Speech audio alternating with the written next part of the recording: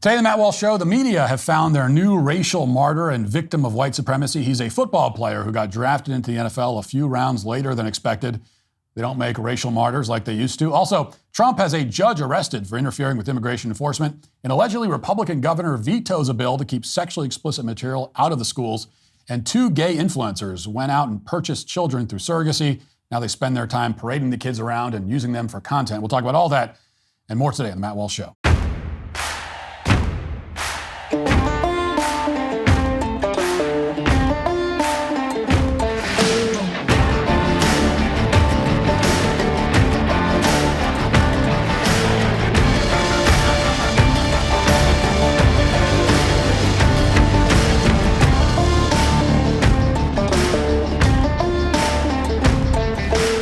The Daily Wire is celebrating President Donald Trump's historic first 100 days in office with a 100-hour flash sale on annual memberships. Go to dailywire.com and use code DW100 to join now. With everything that's happening in the economy, it feels like we're all walking on shaky ground. Prices are stuck at a really high level, and it seems like nothing is affordable anymore. It's no wonder many are relying on credit cards to cover the gaps. Credit card debt is skyrocketing, and it's leaving a lot of people stressed out. If you're a homeowner, you don't have to face this uncertainty alone. My friends at American Financing can help you take control. They can help you access the equity in your home to help you pay down the high-interest credit card debt, giving you peace of mind and real savings. On average, people just like you are saving $800 a month. Plus, they may close your loan in as little as 10 days. Don't let the chaos of the economy get the best of you. Call American Financing right now. It costs you nothing to get started, and you may be able to delay 2 mortgage payments, giving you a cushion in this uncertain time. Call 866-569-4711. That's 866-569-4711, or visit americanfinancing.net/Walsh. Collective cries of anguish echoed through the heavens this past weekend. You may have heard the sound. It was the sound of trauma, of heartbreak, of great moral outrage. It was the sound of the left-wing hacks in sports media reacting to Shedeur Sanders, the son of former NFL star Deion Sanders, being drafted into the NFL a little bit later than most people expected. Now, for some background and context, Shedeur Sanders is a quarterback who played for Colorado, where his dad, Deion Sanders, is the head coach. And for months, most analysts projected that he would be selected in the first round of the NFL draft, which began on Thursday and ran for 3 days and 7 total rounds, as it always does, ended on Saturday. But the prognosticators in sports media are about as credible and have about as good a track record as the political prognosticators in the news media, which is to say they're full of crap most of the time. So Shedeur was not drafted in the first or even second round. Instead, he didn't come off the board until the 5th round, when he was drafted by the Cleveland Browns, who selected a different quarterback, some other players, a water boy, a cheerleader, a janitor, before they finally got around to drafting Shedeur. Now, why does any of this matter? Well, it doesn't matter. But to the commentators in sports media, it was a national tragedy. Shedeur's brief draft slide was ESPN's 9/11. This was the NFL Network's Pearl Harbor. They'll never forget where they were when it happened. They were shell-shocked. They were dumbfounded, grief-stricken. Now, here are just 2 very short clips, and there are dozens I could play. But 2 very short clips that give you a pretty good idea of how they were covering this news. Watch. Frankly, don't get it. I've never seen anything like it, and there's really not much of an explanation for it. I'm at the portion of dad stage now, because reasons are going to come out later, but for me, very quickly, as we get ready for Ian, I'm thinking hugging this young man right now. I don't care how he's holding up. This is a very, very tough time for him. Ian? I would echo that. First of all, you guys mentioned the various people texting. I woke up to a text from my mom wondering why Shedeur Sanders has not gone. I mean, that's kind of where it's reached right now. I mean, it's everyone who casually follows football just wondering why the biggest name in the NFL draft has not gone. You know, you guys mentioned wanting to hug him. Charles did. I've gotten a lot of those texts from different draft rooms in the NFL saying, it feels so bad for him, poor kid. But those teams are also not taking him. For Deion Sanders and Shedeur Sanders, all I can say is I think it's disgusting. I don't understand what the heck's going on with this. It's disgusting. I don't get it. I've never seen anything like it. It's never happened before. I just want to reach out and give him a hug. Such a tough time for him. Now, to be clear, they are not talking about somebody who, survived a school shooting. They're talking about an already wealthy and famous athlete who had to wait a day longer than expected to be drafted into the NFL and get paid millions of more dollars to continue playing football. It's like weeping in the street because a trust fund baby got the wrong color Ferrari for her Sweet 16. I mean, most of the human population would kill just for the chance to experience this kind of disappointment. But the sports media, treated Shedeur like a Holocaust survivor because of it. And all of this would just be kind of funny and embarrassing, but not really worth discussing. After all, sports media embarrasses itself in some form pretty much every day. They embarrass themselves even more often than the news media does, if you can believe it. But what makes this whole spectacle something worse and perhaps more notable is the reason why the sports media were so outraged. And even if you know nothing about this story, and you don't even know who this guy is, you already have guessed where this is going. From 10 seconds into the first clip, you already knew what they were going to say next, didn't you? Because they very predictably made this about race. It was decided that Shedeur Sanders fell in the draft because he's black. Now, as an article in The Root put it, in the quote, Shedeur Sanders not getting drafted in the first, second, or third rounds of the NFL draft is like when that white cashier scrunches up her face and drops change in your hand instead of running the risk of touching you. Was she a racist Karen? Or is that how she treats all customers? It's a racism Rorschach test. Now, never mind the question of how else a cashier is supposed to transfer change from her hand into yours. What do you want her to do? Stroke your arm gently as she sensuously places one coin at a time into your palm? I mean, personally, I prefer that she just drop the change into my hand so we can both move on with our lives. But that's how I interpret the racism Rorschach test. On the other hand, for the race hustlers, when it comes to the racism Rorschach test, the answer is always yes, it's racist. And that's why lots of commentators in sports media, of course, jumped in to make it about race very explicitly. Here's another brief highlight reel. Watch. We all know that it's not just about him being Deion Sanders' son. It's about the bravado he carries. It's about the fact that he looks a certain way. It is about the fact that the color of his skin sometimes at that position can be questioned. Why didn't Shedeur get drafted in the first round? I got 3 reasons for y'all. I spent a lot of time. I was up till 1 a.m. last night really mulling over this decision. Why didn't Shedeur get drafted in the first round? Number one, he didn't code switch. What do I mean he didn't code switch? Shedeur Sanders did not change his identity or how he comes off for the sake of the decision makers. He did not change how he comes off for the sake of the decision makers. And who are decision makers in the National Football League? Primarily non-minorities, primarily white people. So if it's not football, what is it? Are there racial undertones here? Racist undertones? You be the judge. Racism is so hard to sort of grasp and prove, but it just stinks. It smells of racist undertones, of too many white people in charge in this league. That was Ryan Clark, Emmanuel Acho, and Skip Bayless in order. 3 of the most prominent sports commentators in the country. All of them agree that this came down to race. Skip is practically in tears over it. I mean, the guy's crying almost about it. Emmanuel says that he was up all night muling about it, whatever the hell that's supposed to mean. I assume he was reaching for the word mulling. But the other thing about sports commentators is that they really are, for the most part, fantastically stupid. I mean, these are very, very dumb people. Stephen A. Smith was also outraged. He was tweeting in a frantic hysteria all weekend, repeatedly invoking Colin Kaepernick and alleging that there was collusion at play, just as there was allegedly to keep Kaepernick out of the league. And it wasn't just sports commentators. Jamal Bowman, the former congressman, famous only for pulling a fire alarm, he's that guy in case you forgot, he put out a video on Saturday claiming that Shedeur's fate is more evidence that America continues to fear strong black men, quote unquote. And he also said this. I take it personal when I see someone like Shedeur Sanders, because he talk a certain way and because he wears gold chains and his pops is Deion and he don't want to submit to y'all white, he's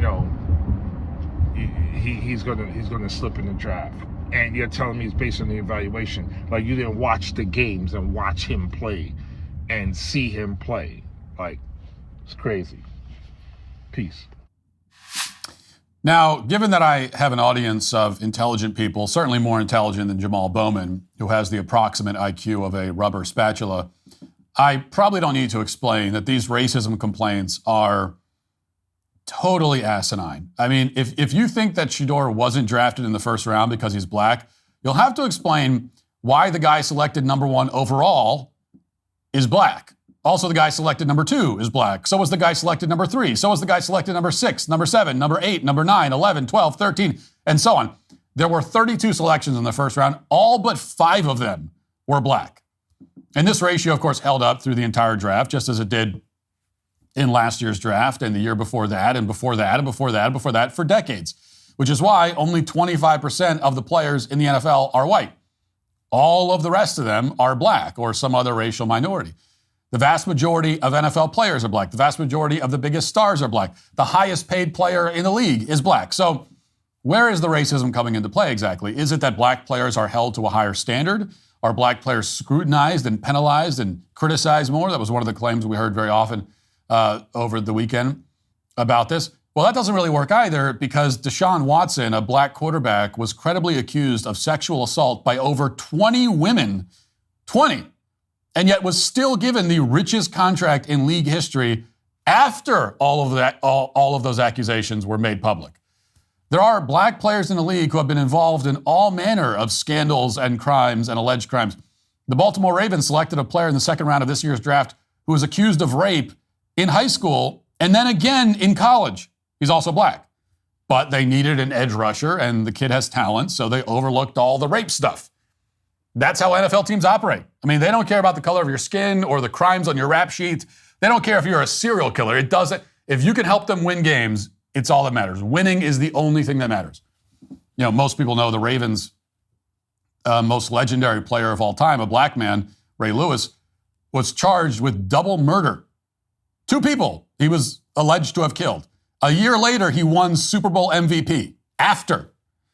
So nothing matters in football but winning. Which, by the way, is what I love about football, actually. It's the ultimate meritocracy. Shedeur suffered his tragic drop, for which all of humanity weeps and the heavens cry out for justice, because he's not a great prospect. He's a pretty good prospect. I mean, he's better than me. He definitely should be drafted higher than I should, but he's not great by the standards of, by NFL standards. He's not as talented as a lot of the guys who went before him. Also, to make matters much worse, he's a high-maintenance diva with an ego bigger than any room he walks into. According to lots of reports, that's exactly how he came across in his pre-draft interviews with various teams. I mean, this is a guy who had a room custom built just for the draft night broadcast with the word legendary painted all over the walls. He has declared himself an NFL legend before even being drafted by a team. He hosted a draft party where he performed some of his rap songs because apparently he moonlights as a rapper. And during this party, he walked around with a giant briefcase full of cash.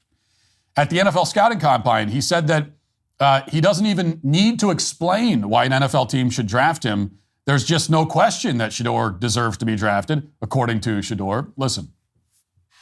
If you ain't trying to change the franchise or the culture, don't give me. So you should know history repeats itself over and over and over, and I've done it over and over and over, so it should be no question why an NFL franchise should pick me. You think I'm worried about what critics say or what people gotta say? You know who my dad is? They hated on him too. So it's like, it's almost normal. Without people hating, it's not normal for us. So we like the adversity, we like everything that comes with the name. That's why we are who we are. If you aren't ready to change the culture, don't draft me, he says. That was his message to teams considering drafting him, a message that was apparently heard loud and clear. This is, of course, the opposite of what you want to say in a job interview situation. Employers are looking for candidates who will fit into their workplace culture, not candidates who demand that the culture change for them.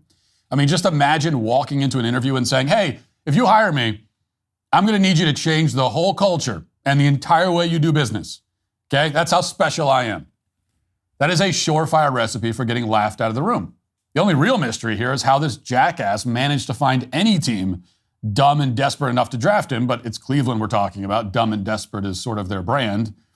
So it turns out they actually won't have to change their culture at all. In any case, in this story, what we find is, to me, the real tragedy of the left-wing race hustle.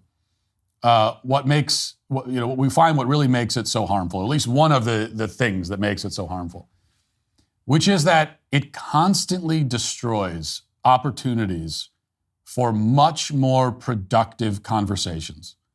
So many teachable moments, especially for younger people, have been wasted over the past several years because the usual suspects inject their racial victimization narrative into it, completely derailing what could have otherwise been a useful discussion.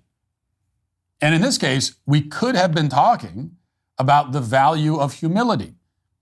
And we could use a lot more conversations about humility, as it falls second only to chastity as the most underrated virtue of our time. Shador comes from a generation that has been thoroughly brainwashed into the religion of self-worship. And his dad is Deion Sanders, who is one of the prophets of that religion.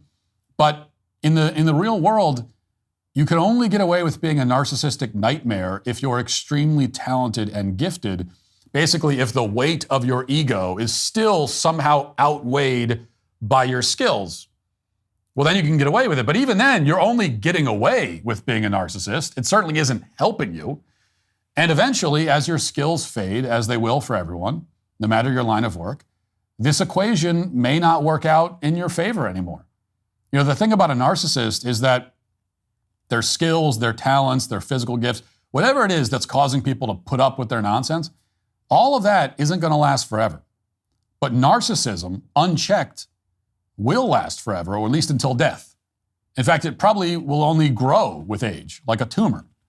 So the lesson is that no matter how talented you are, it's better to be humble.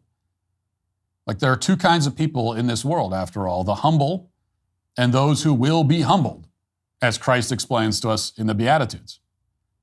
It's much better to be in the first group than the second. And that's the lesson we could take from this. But instead, we're hearing again about racism. Because why talk about real issues when you can talk about fake ones? If the media had a motto, that would be it. Now let's get to our 5 headlines.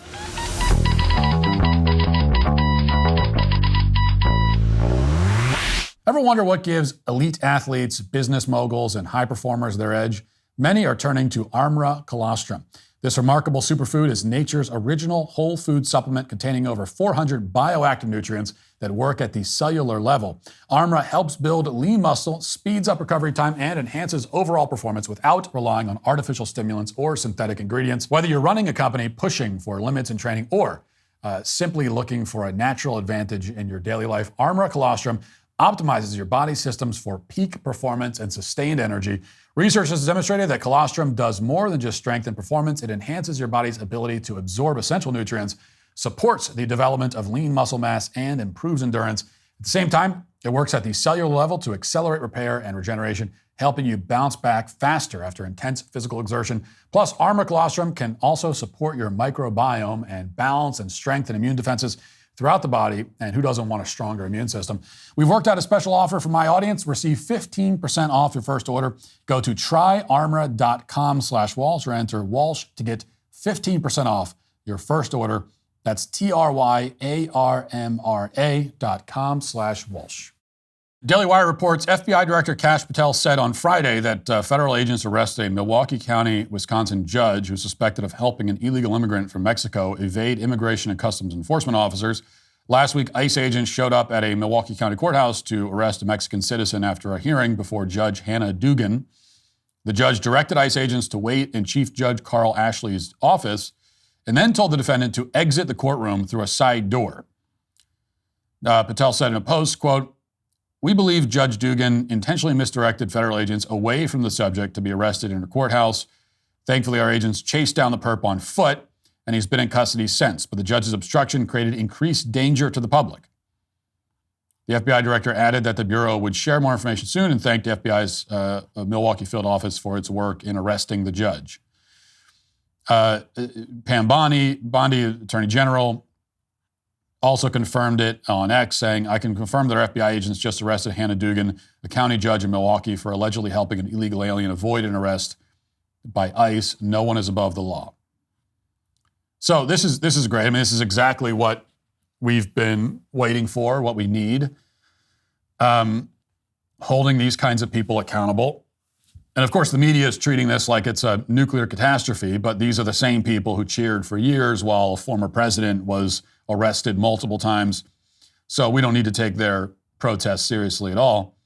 This judge allegedly obstructed the enforcement of immigration law and, stood in the way of the law being enforced. If the allegations are true, then this is a flagrant, not even a borderline case. I don't even know what a borderline case like this would look like, but whatever it is, it's not this. If this is what she in fact did, which was tell the ICE agents to go wait over there and then sneak this guy out the back entrance, you're trying to help a fugitive essentially escape justice. And if that's the case, then she committed a crime. She should be prosecuted. She should be convicted, and then also sent to prison. So it's important that every part of this happen. This is the first step. But if it's not seen through to the end, including prison time, then it will have the opposite of the effect that's intended.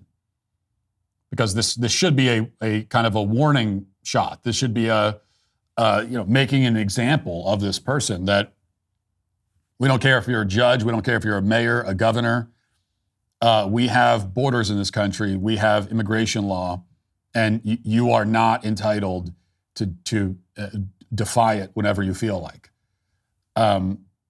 So this is an opportunity to make an example out of someone. But if she ends up getting off the hook, if she ends up just getting a slap on the wrist, then you've done the opposite of making an example. Or you've made an example, but it's the wrong kind of an example. So she needs to go to prison if she is in fact guilty. And if you want to know more about this judge, Hannah Dugan, here's a clip of her from, I think recently, not in relation to this case, but her just sort of talking about her judicial philosophy, I suppose. Listen to this. The rule of law is how we address our social issues, how we address our disputes, but also how we grow as people. The rule of law is premised on equal justice, but also we have evolved into due process. And it's really the due process. I, as a person who for a couple decades almost represented low-income people, it is due process that really equalizes those differences between people. If we follow the rule of law, which includes processing our cases in an orderly manner, in a predictable manner, in a manner that holds people to standards, then we're able to achieve that equal justice that we are promised and hope to have continue despite our differences, despite our class differences, despite our racial and religious differences. The Milwaukee courthouse has for decades been known to really attempt innovations. Apply the traditional law, but also look at solutions that are more complicated because these cases that involve, say, veterans or mental health patients or children are more complicated than what the law can address. The solutions or the sanctions or the punishment or the sentences are fashioned more towards addressing the global issues involved in the case, such as violence or mental health issues or drug treatment issues, rather than punishing outright. Okay, excruciating, but that's kind of a perfect video in many ways, because it's a perfect representation of the kinds of woke judges that are destroying our communities, destroying our country. So much violence and chaos comes from these kinds of people. But when you listen to her and you're not paying attention to the content, she sounds very unobjectionable. You've got the elevator piano music in the background. It's just this old lady who sounds and looks like a DMV employee, babbling in almost a whispered tone, kind of monotone, talking about helping the less fortunate or whatever. Not ranting and raving, not foaming at the mouth, nothing like that. There's nothing on the surface that sort of screams radical to you. And yet her ideology is extremely radical. And it has caused untold harm. I mean, this woman is a conqueror and destroyer. Women and everyone like her. Our society has been conquered and destroyed by these kinds of women. Not only women, but many of them are. This is like, she's like the Genghis Khan of our time.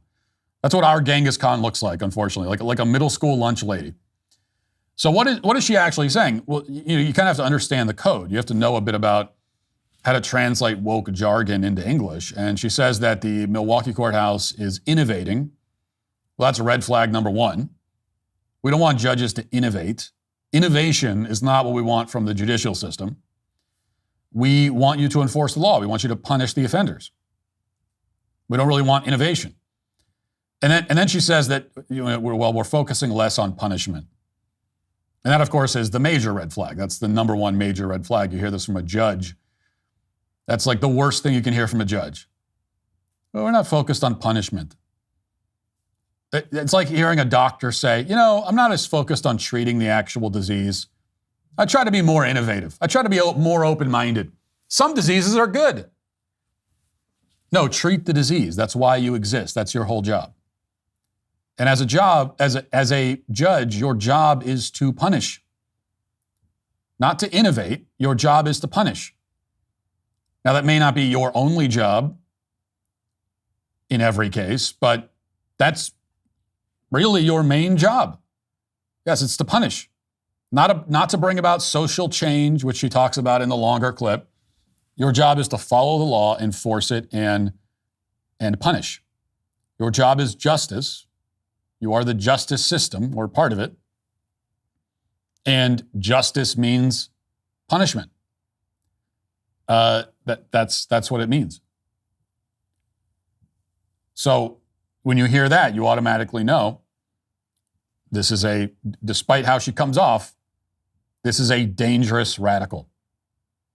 And this is how our dangerous radicals come off. And this is someone who, again, if she's guilty of what she's been accused, she deserves to go to prison.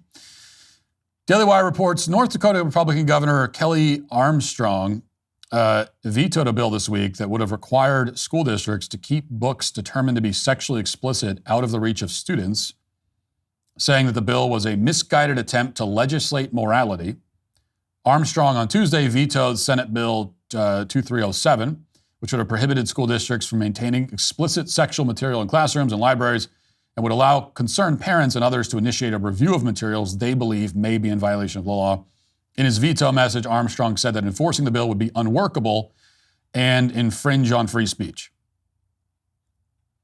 Quote, while I recognize the concerns that led to its introduction, SB 2307 represents a misguided attempt to legislate morality through overreach and censorship. The bill imposes vague and punitive burdens on professionals and opens the door to a host of unintended and damaging consequences for our communities. The legislation would have expanded on a law passed in 2023 that barred public libraries from keeping sexually explicit books in their children's section. The law also requires public libraries to have a policy in place to keep explicit books out of the children's section. SB 2307 would have expanded those guidelines to school districts, requiring districts to ensure that students were not exposed to sexually explicit material through physical books or online resources offered to them. Districts would also have been mandated to put policies in place to ensure compliance. Armstrong, in a message, said that it's redundant and overly burdensome. And so he vetoed the bill. So this is a bill to keep sexually explicit books away from kids in school.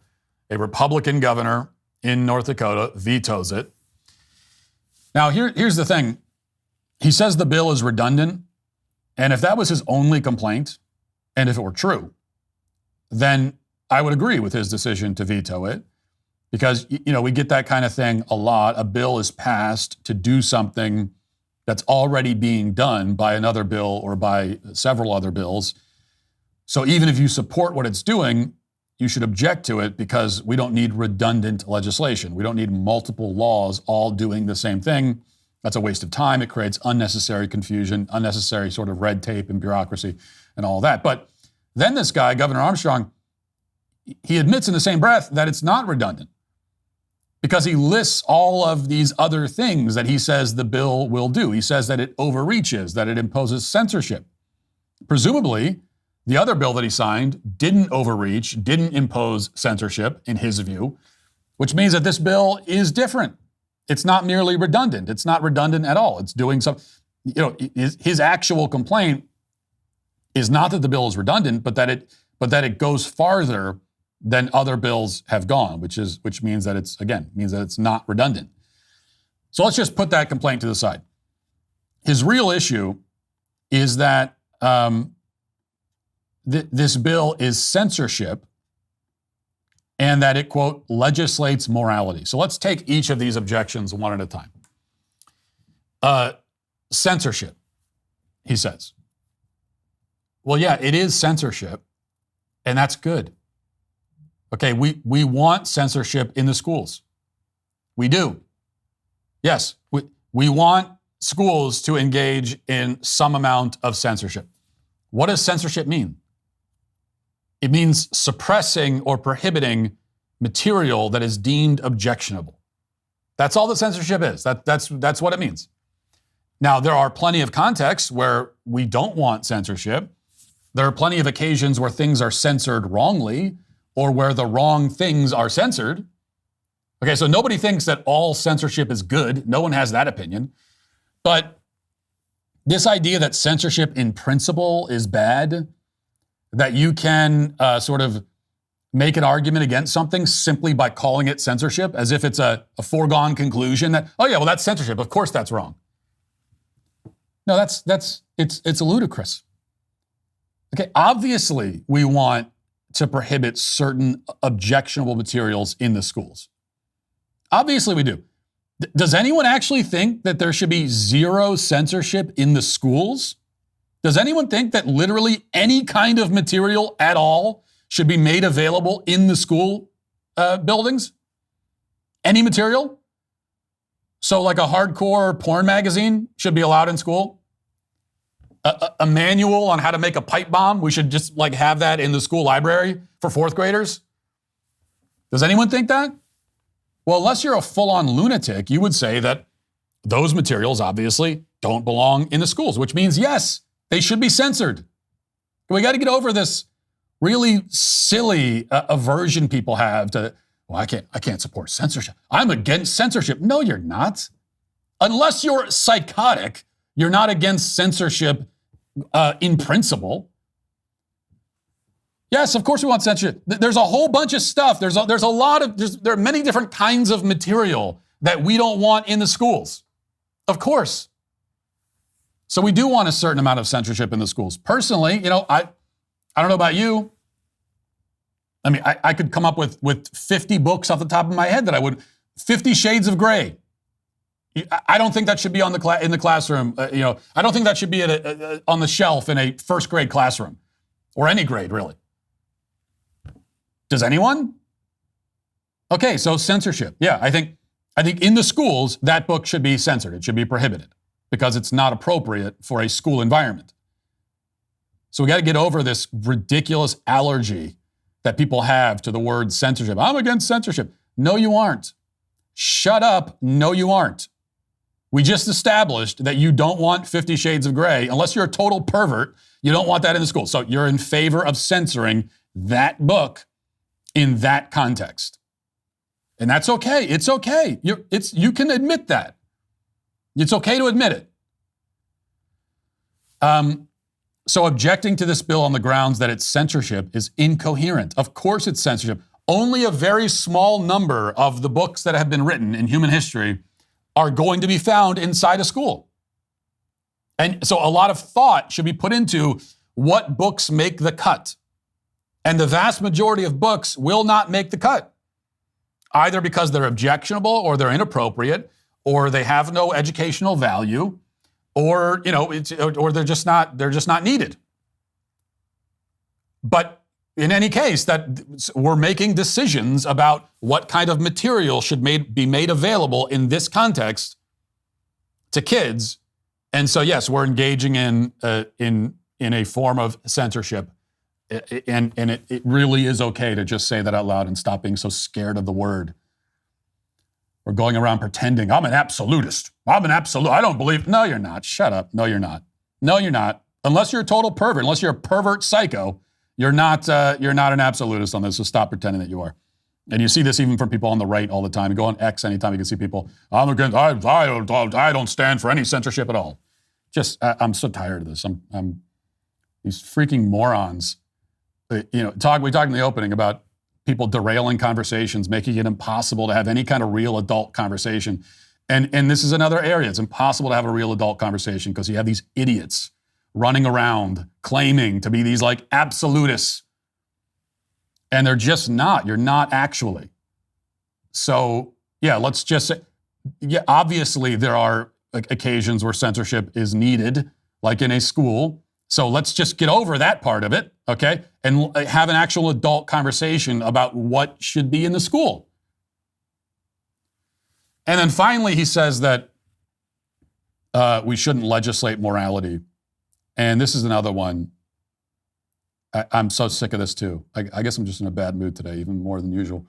I'm so tired of this. And this is another one. You hear from people on the right. Oh, we shouldn't legislate more. Again, shut up. That's my answer to everything now, is just shut the hell up. You're so dumb. If you go around saying we shouldn't legislate morality, you are too dumb to participate in any of these conversations. You are so stupid that you don't belong in the conversation. You really don't. If I could, I wish that we could take anyone who still uses the phrase legislate morality and banish them to a small volcanic island somewhere in the Pacific, okay, and let the volcano do what it's going to do. I'm not saying we should throw them into the volcano. I'm not saying we should kill them. I wouldn't say that. I'm just saying put them on the island and let nature take its course. That may sound like overkill. I understand, but I just can't take it anymore. I can't. Even now, you still have these people running around saying we don't want to legislate morality. We hear from Republican politicians. At least them. Can we start with them? Exile the Republican politicians who still use the phrase legislate morality unironically. Okay? Yes, Governor. Yeah, the bill legislates morality. Do you know what else legislates morality? Literally every law that's ever been passed anywhere on earth at any time. All of them legislate morality. That's what a law is, you ignoramus. That's what a law does. That's the point of a law. Why do you think we have laws? Do you think laws are supposed to be morally neutral? Like we make a law, we don't even care whether it's, when we prohibit something, it's whether the thing is good or bad. We don't even know. We don't care. We're just randomly passing laws without any sense of what's right or wrong. Is that what you want? You utter dumbass? Is that what you think we should do?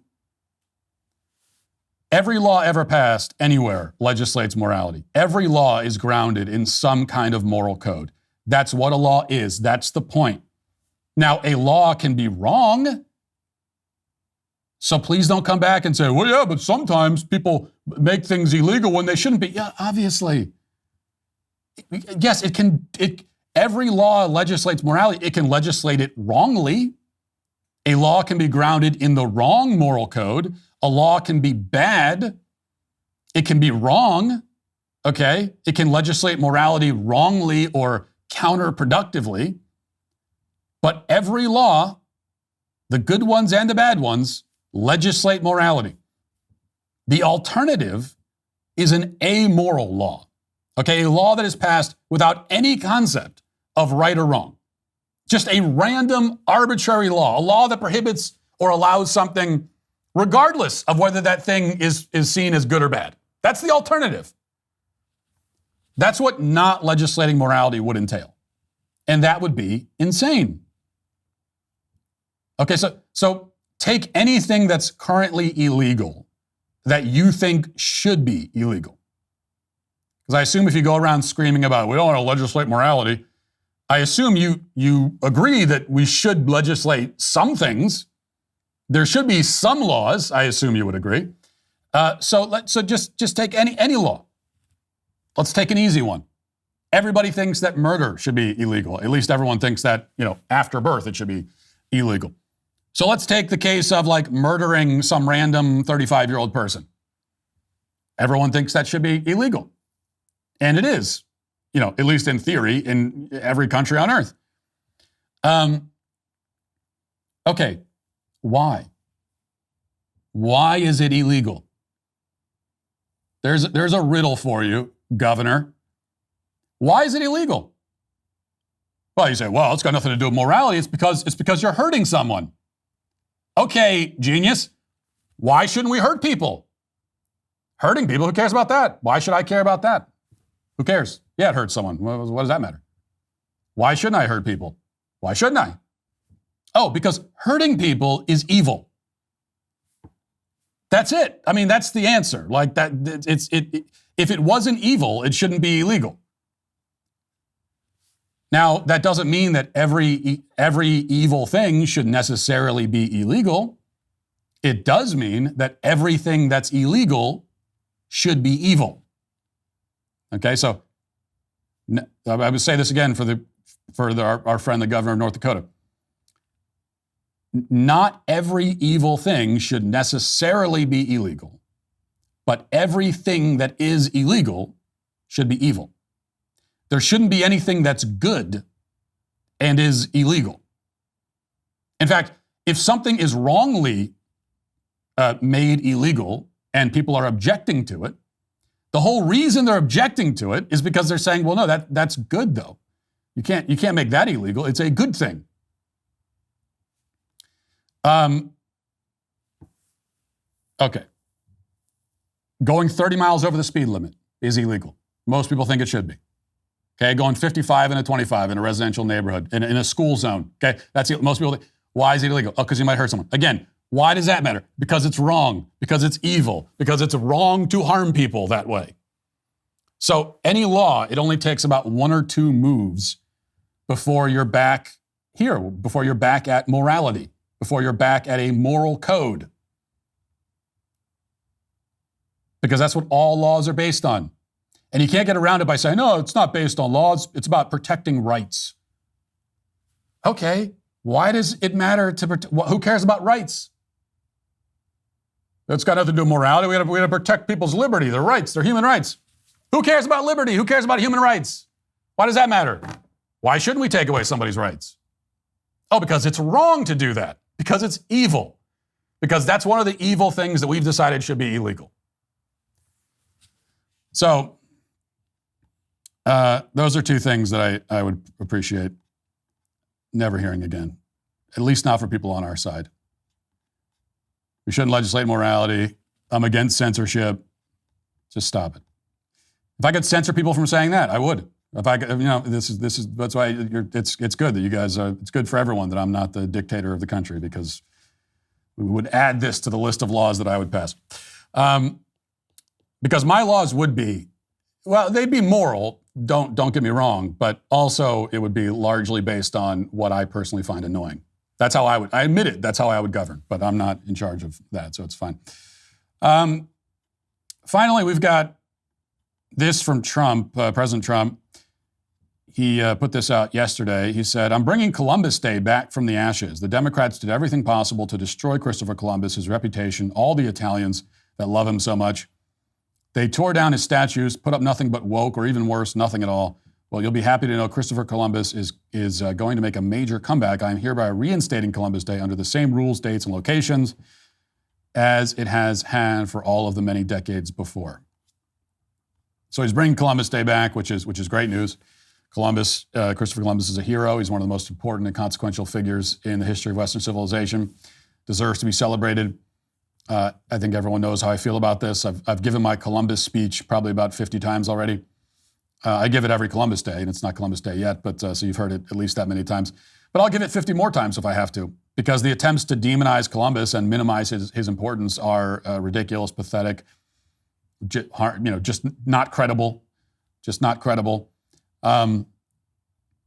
And the conversation that comes up around this, again, you've got all these people saying, well, but Christopher Columbus, he committed these acts of brutality. He's a brutal. He engaged in slavery and all these things.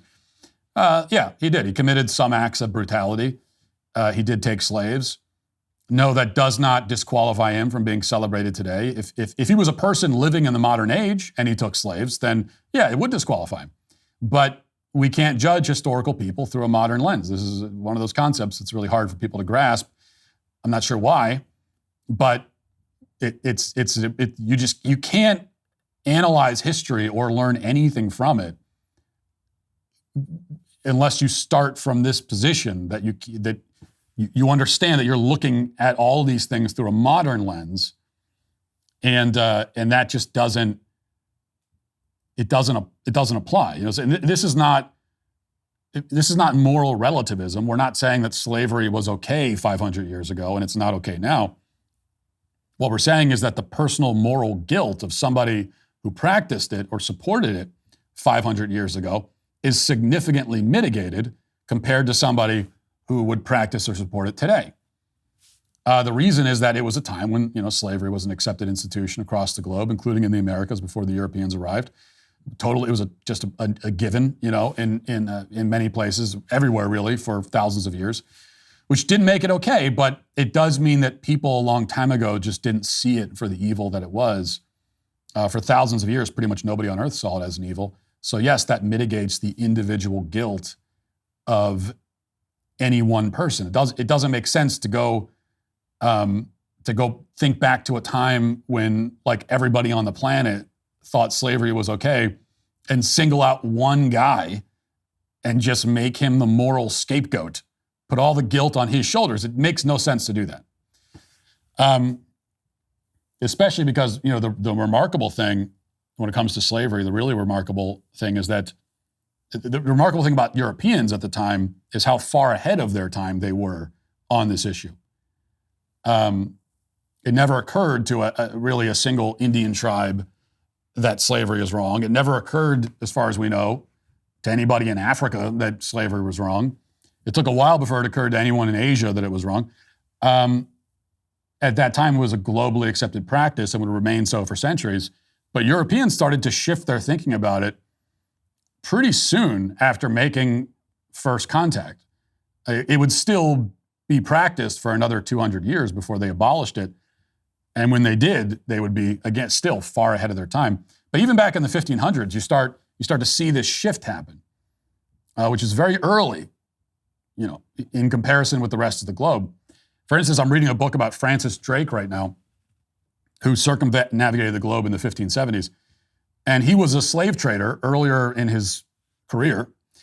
But by the time of his circumnavigation in like 1578, 79, he had started to change his mind and really abhor the practice and didn't try to enslave the natives that he encountered. And which, again, it's easy for us to like, oh, well, congratulations. He didn't try to enslave anyone. Big achievement. But actually, at the time, it was, because very few people had that kind of insight. So it's easy for us to be unimpressed by it. To us, it's obvious that slavery is wrong. We were born into a world that had turned away from the practice centuries earlier, but back then, at the time, it was not obvious at all. And when you were an advanced civilization encountering Stone Age people who run around naked and in some cases eat each other, it was not at all obvious that these people are equal to us in some sense, you know, that using them for labor would be a great moral crime. It's obvious to us now, but it was not obvious at the time. And yet Europeans did come around to that conclusion pretty quickly in the grand scheme of things. And we inherited that conclusion from them. Anyway, all that to say, none of that should prevent us from celebrating Columbus. And Trump says that it won't prevent us anymore. And notice one thing that Trump also says. He says that they tore down the Columbus statues and they put up woke or even worse, nothing at all in its place. And he's right, because you notice how this campaign was waged to tear down Columbus, to vilify and demonize him. Same thing was done to many of our other historical icons and heroes. But there was always the question of, well, who's going to be put in their place? Who replaces these heroes? Who will be our new historical heroes? And the answer is nobody. There was no replacement. You know, because wokeness has no heroes. Wokeness is an ideology with no past, no tradition, no connection to anything that came before it. And part of that is the fact that wokeness is an ideology that would have seemed insane to everyone as recently as like 20 years ago and any time before that. So there are no woke historical heroes. We have no woke ancestors. To be far left is to write off everyone who's ever lived up until about 20 years ago. Write them all off as hopeless bigots. But the other part is that, these people are very stupid. They're poorly educated. They're very historically illiterate. The anti-Columbus brigade, the statue topplers, the people tearing down our heroes, they really know nothing about history. Which is why you'll never hear them say, well, Columbus, he's not the explorer we should be celebrating. Instead, let's celebrate this other guy. Whoever, Francis Drake. He was reformed on the slavery issue. They don't say that because they have no idea who Francis Drake is. They couldn't name any Columbus contemporary. Like, ask them to name, next time you hear someone talking about how evil Columbus is, ask them this. This is fun. Ask them, can you name a single other human who lived within 100 years of Columbus, before or after? So that's 200 years. That's about 2 centuries. Can you name one other person who lived anywhere on Earth during that incredibly long time frame? And they won't be able to. Most of them wouldn't be able to do it. You say, can you name one person who lived in the 1400s or the 1500s? One other person. That's it. They can't. In fact, I was thinking about this today. This is a good, sort of like a very basic test. When I talk about having a simple test that you have to pass before you're able to vote. Here's one. Here's the test. I think anyone who can't answer this shouldn't be allowed to vote. Name one person from each century for the past 5 centuries. So go back to the 1500s. Name one person who lived in the 1500s, one person in the 1600s, one person in the 1700s, 1800s, 1900s. Hopefully they can do the 2000s, but you'll throw that in there. I would guess that a huge number of Americans who graduated from our education system and even the university system could not do that. They couldn't do it. One person from each of these centuries. And you can go with the most famous person for me. You could go like, 1500s, Michelangelo, 1600s, Shakespeare, 1700s, Ben Franklin, 1800s, Abe Lincoln, 1900s, JFK, anyway, Hitler. I mean, there's a lot of people in that. You could do that. But I'm betting that a significant number of people could not do that. It should be like a 4th grade level history test or younger, but it'd be impossible for a lot of people, including the entire woke brigade. So that's the point. The people that go around saying, well, you got to take down this statue, that person, that statue. We can't celebrate this person anymore. These people, it cannot be overstated. These people truly know nothing about the history of their country or of any other country on earth. Because that's what wokeness is. It severs you from the past quite intentionally so that you're kind of floating in this sort of perpetual now where nothing that happened before actually existed or matters. And that's the root of a lot of our problems in society. Bad credit can close so many doors. Maybe you went a little wild with credit card in your 20s, and now buying a car or securing a new apartment feels completely unattainable with a subpar credit score. Kickoff changes the narrative with credit-building plans designed to safely jumpstart your score in the simplest, fastest way possible. Kickoff is the #1 credit-building app out there, and you can sign up in minutes right from your phone. No credit check required, cancel anytime, no hidden fees, and no interest. Users with credit under 600 increase their credit by an average of 28 points in the first month. Build your credit fast with Kickoff, the best credit building plan to jumpstart your credit. Get your first month for $1. That's 80% off the normal price when you go to getkickoff.com/Walsh today. That's Kickoff without the C. Get KIKOFF.com/Walsh. Must sign up via getkickoff.com/Walsh to activate offer. Offer applies to new Kickoff customers. First month only, subject to approval. Average impact of 28-point increase in first month based on Equifax Vantage Score 3.0. Changes for Kickoff customers with starting credit below 600 who made their first on-time payment between January 2021 and March 2024. Payment and credit activity outside Kickoff can have an impact on your credit. Terms and conditions apply. Offer subject to change. Individual results may vary. It's our first ever 100-hour Daily Wire Plus flash sale, and the best deal of the season on your annual membership is live now. But this isn't just a discount, it's a declaration. President Trump's first 100 days have sparked the beginning of America's golden era. The work isn't over. The real fight starts now, and the Daily Wire is on the front lines. This is where truth lives. This is where the mission begins. Join millions who believe our best days are ahead. Go to dailywire.com and use code DW100 to join the fight. Now let's get to our daily cancellation.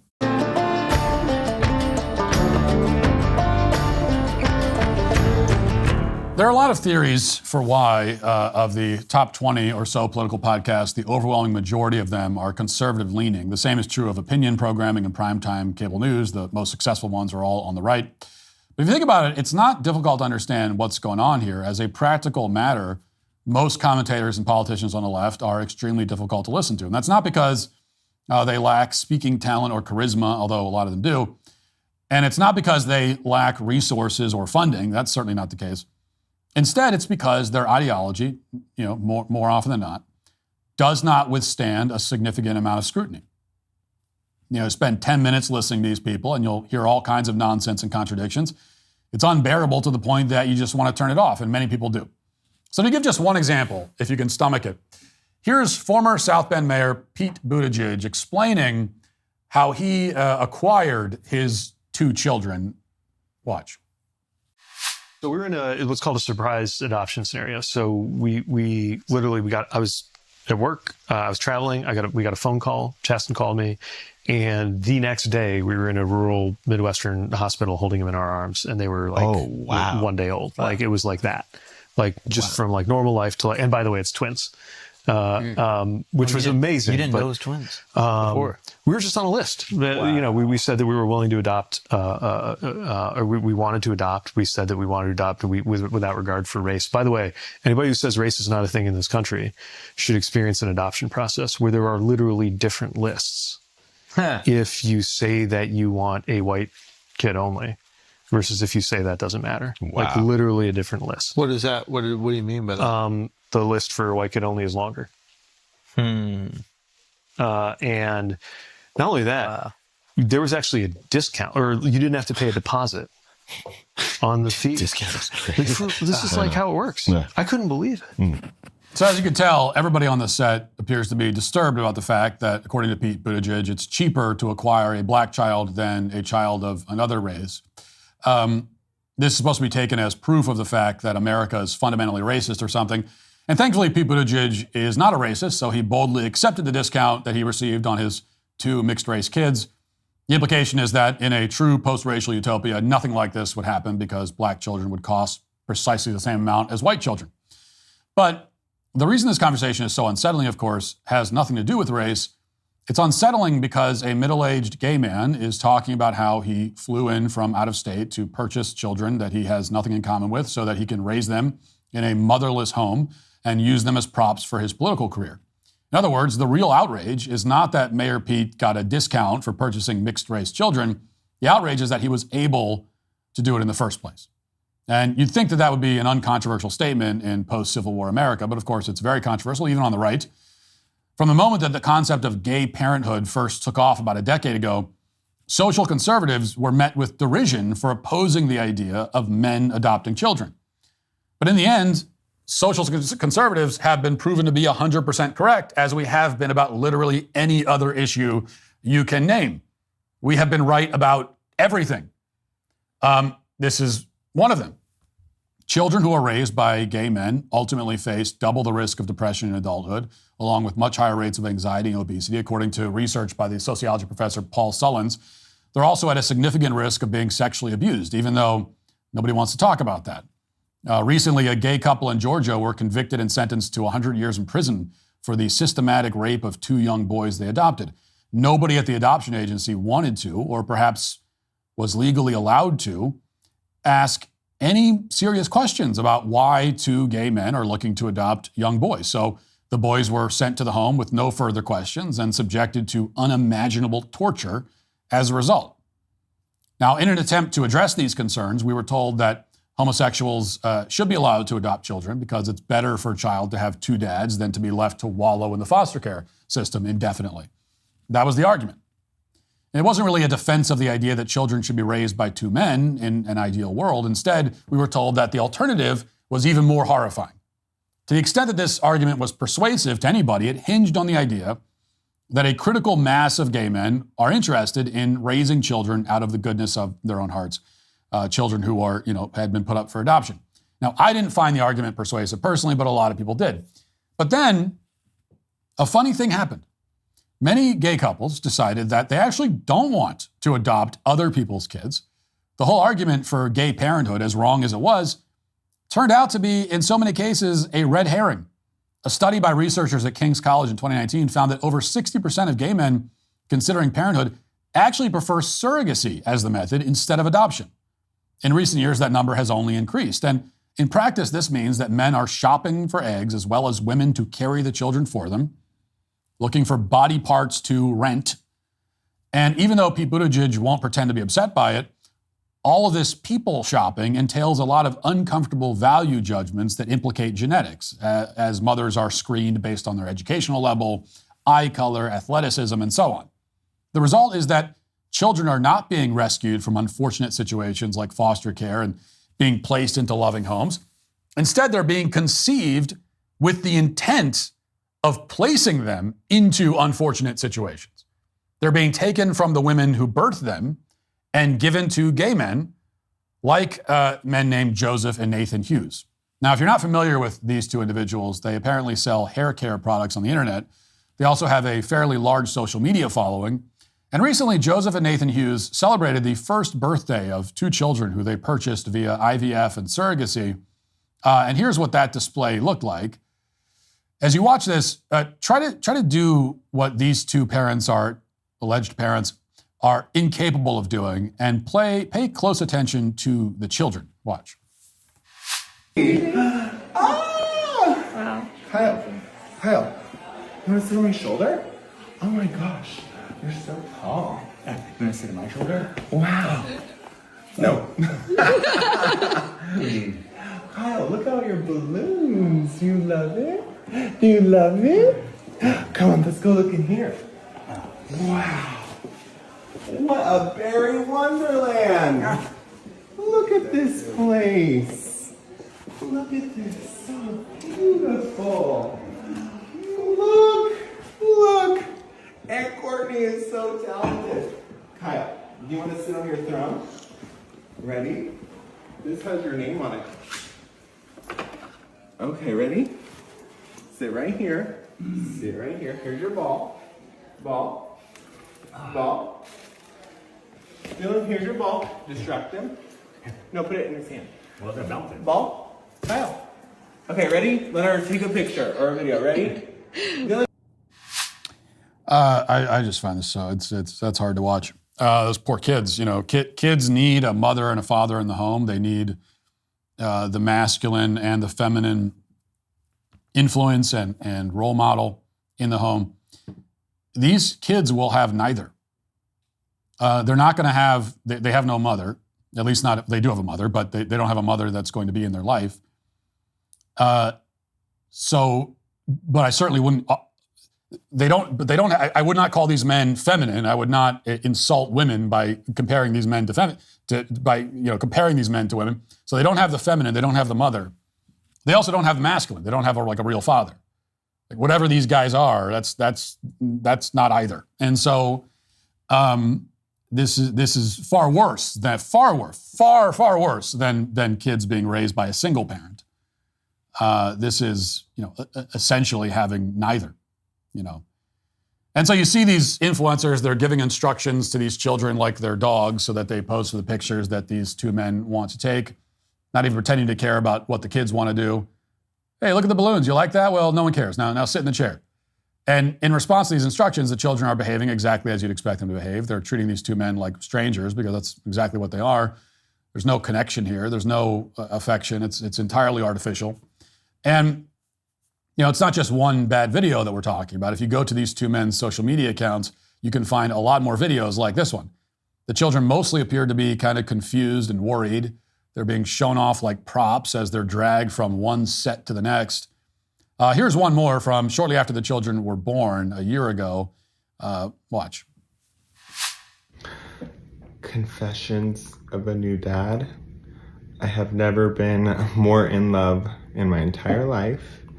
Nathan is with Dylan in the NICU, and I'm in the room with Kyle. And they're just perfect. I love them so much. They're gorgeous. They're already so advanced, so perfect. I love you, Kyle. Get that bow in your eye. I love you. Look at her. How could you not love her? Look at that face. Yeah, well, if you love her, how about support her head so that you don't break her neck? That's like as an actual parent, I can't watch videos like this. It's hard to watch. And the comments on this video from women are worth reading. A lot of actual mothers that are chiming in. Here's one of them, quote, "He doesn't know how to hold her properly. This clip genuinely triggered my maternal instinct. Maybe want to take her away from him and support her head properly." Here's another quote. He talks about her like she's a handbag, a fashion accessory. I don't care who throws a tantrum about it. You can hear it. See that he's more interested in his audience than the baby. And these are the results you'd expect when someone pays to have a child created and then purchases that child with the intent from the outset of putting the child into a situation where he will be deprived of something that he needs, which is a mother. And yet somehow in a relatively short period of time, this behavior is both legal and increasingly common. But no one's ever addressed the fundamental question, which is, why exactly should we allow gay couples to rent wombs so that they can create children who, from the start, it has been determined, will not have a stable, loving home with a mother and a father? Every child needs a mother and a father. Many children are tragically deprived of one or both because of circumstances outside of their control, or of anyone's control in many cases. But this is a circumstance very much within our control. So why are we permitting it? No one seems interested in answering the question. Instead, many on the right are content to ignore the issue, if not celebrate it. Meanwhile, on the left, there's a new push to have insurance companies and ultimately taxpayers cover the cost of the so-called fertility treatments that gay couples demand as part of this process, as though the thing stopping two men from conceiving children is a mere fertility issue and not the laws of nature.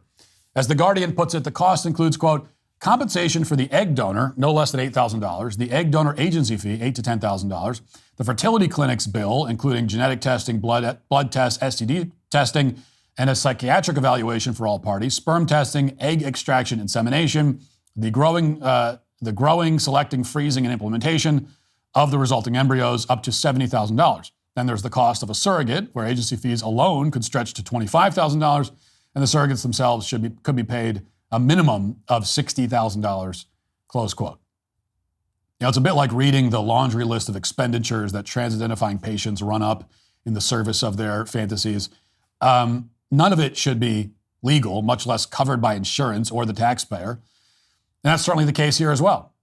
Surrogacy in general should be banned. Surrogacy in service to the narcissistic desires of, all male couples who claim that they have some sort of right to parenthood is the greatest abomination of all. Because nobody has a right to parenthood. Children are not objects that you have the right to possess. Those influencers in those videos, they don't have a right to those children. The children have a right to a mother and a father. They have a right to be children, not fashion statements or accessories or something much worse. Everyone knows that's true. It's why Pete Buttigieg's interview was so uncomfortable. It's why the videos of these influencers are so hard to watch. So much of modern leftism is trying to convince people to disregard their own instincts in the name of some alleged form of progress. But the reality of human biology cannot be suspended, which is why ultimately this madness will end, because it has to end. The only question is how many children will be harmed before that happens.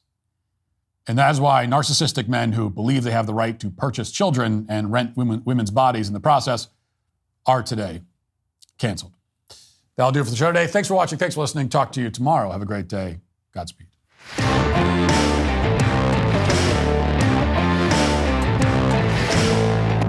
Another liberal judge is arrested for helping illegal aliens commit crimes. The lib media freak out about President Trump's attire at Pope Francis's funeral. And another Epstein associate allegedly commits suicide. Check it out for the real story on The Michael Knowles Show.